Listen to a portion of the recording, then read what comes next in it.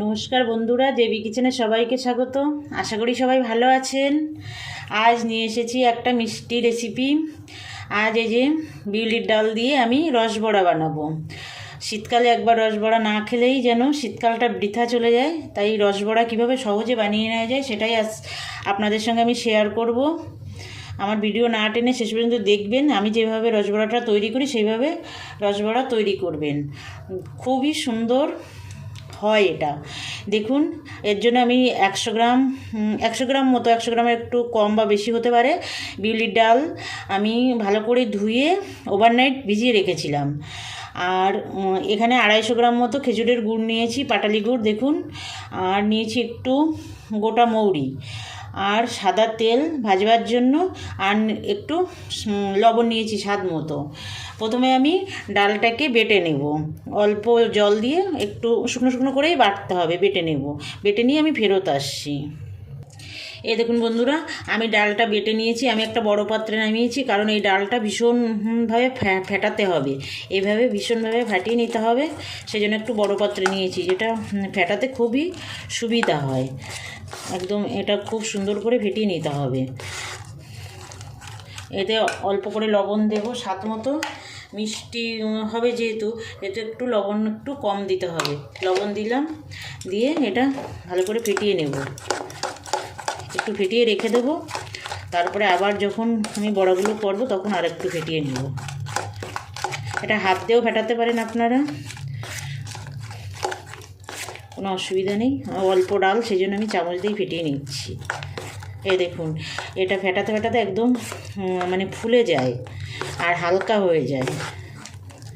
যখন একদমই হালকা হয়ে যায়, তারপরে কালারটাও চেঞ্জ হয়ে যায়। এটা মানে যত আপনি ফেটাবেন তত এটা একটু সাদা কালার হয়ে যায়।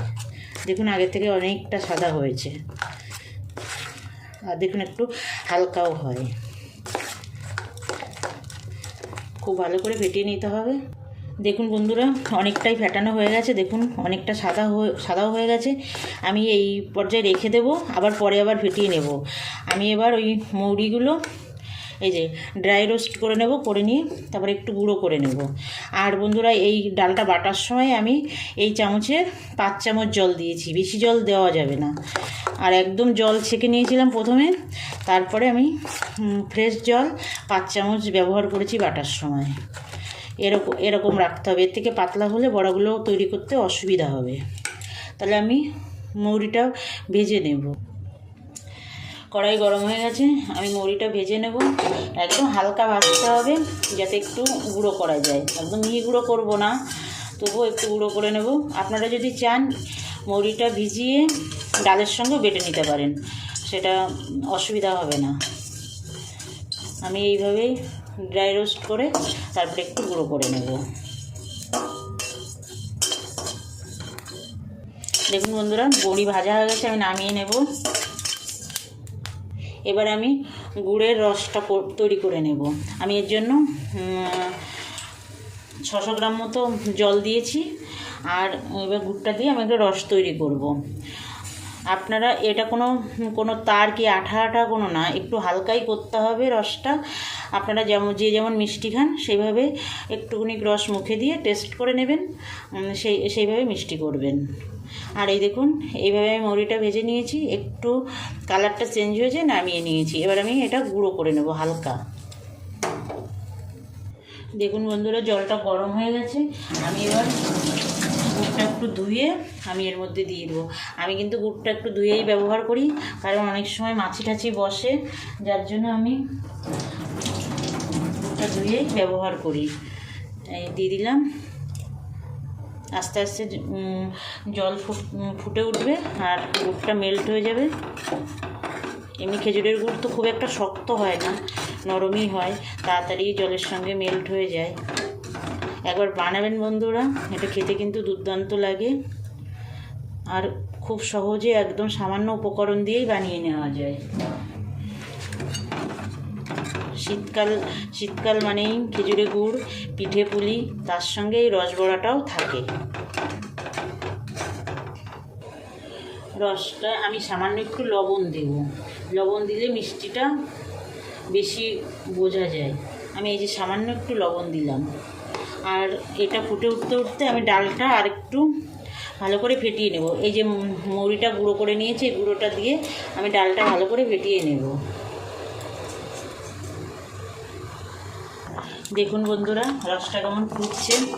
এইভাবে একটু বেশি জাল করে নিলে টেস্ট আসে ভালো রসে, তার জন্য একটু বেশ অনেকটা টাইম ধরে 10 মিনিট ধরে জাল করতে হয়, তারপরে নামাতে হয়। যেখানে রস পাওয়া যায়, খেজুর গাছ কাটে রস হয়, তারা কিন্তু এই রস জাল দিয়ে এরকম গুড় হওয়ার আগে এরকম লাল যখন হয়ে যায় তখন সেটা দিয়ে রস বড়া করে। কিন্তু আমাদের এখানে তো পাওয়া যায় না, সেই জন্য আমরা গুড় দিয়েই করি। রসটা হয়ে গেছে বন্ধুরা, নামিয়ে নেব আমি। আপনারা একটু এরকম রস যখন হয়ে যাবে তখন একটু টেস্ট করে নেবেন, যে যেরকম মিষ্টি খেতে চান সেরকমই নামাবেন। কড়া মিষ্টি খেলে আর একটু জাল করবেন কিংবা আর একটু গুড় মিলাবেন, আর যদি মোটামুটি মিষ্টিতে হয় তাহলে এরকম করবেন। আপনারা টেস্ট করে দেখবেন, যে যেরকম খায় সেরকম করবেন। আমি এবার নামিয়ে নেব, নামিয়ে বড়াগুলো ভাজবো। কড়াই বসিয়ে দিয়েছি বন্ধুরা, এবার বেশ খানিকটা তেল দিব। এটা ডিপ ফ্রাই করতে হবে, তার জন্য বেশ খানিকটা তেল দিতে হবে। বেশ খানিকটা তেল দিয়ে দিলাম। তেলটা ভালো করে গরম করে তারপরে বড়াটা ছাড়তে হবে। তেল দেখুন সুন্দর গরম হয়ে গেছে, এবার আমি বড়াগুলো ছাড়বো। এই যে ছোট ছোট করে ছাড়তে হবে, কিন্তু তেলে দিলে এগুলো কিন্তু বড় হবে। দেখুন বন্ধুরা, এই ডালের বড়ি করতে গেলেও এইভাবে দিতে হয়। দেখুন কিভাবে, এই যে খুব সুন্দর ফেলানো হয়েছে বলে বড়াগুলো একদম উপরে ভেসে যাচ্ছে যাওয়ার সঙ্গে সঙ্গে। দেখুন, আর যতটুকু দিচ্ছি তার থেকে বড় হচ্ছে ফুলে। একদম ছোট করে দিচ্ছি কিন্তু ফুলে বড় হচ্ছে। এইভাবে ছাড়তে হবে। আর একাই দেখুন উল্টে পাল্টে ভাজা হচ্ছে, আমার কোনো উল্টানো পাল্টানো লাগছে না।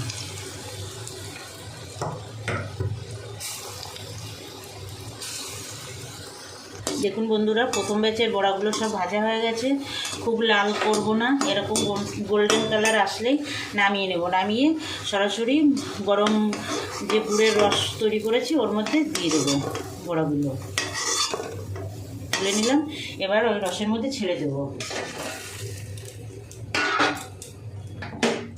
আবার আর এক বেচে বড়া ভাজব। দেখুন বন্ধুরা, বড়াগুলো কত সুন্দর ভাজা হচ্ছে। এবার রসে দিলেই রসবড়া তৈরি হয়ে যাবে। হয়ে গেছে, তুলে নেব।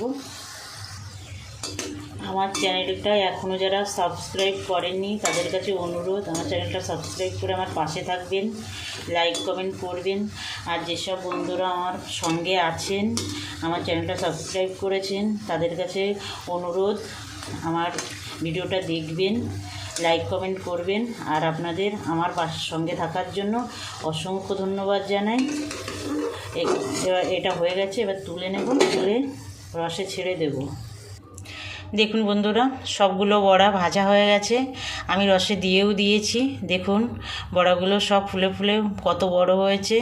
আর এটা আরও রস টানবে, কারণ এইমাত্রই তো করলাম। অন্তত 4 ঘন্টা ভিজিয়ে রাখতে হবে, খেতে দুর্দান্ত লাগে। আপনারা আমার এই ভিডিওটা দেখে একবার বাড়িতে বানাবেন, আশা করি আপনাদের খুব ভালো লাগবে। এখানে তাহলে আজ ভিডিওটা শেষ করছি, আবার দেখা হবে নতুন কোনো ভিডিওয়। নমস্কার।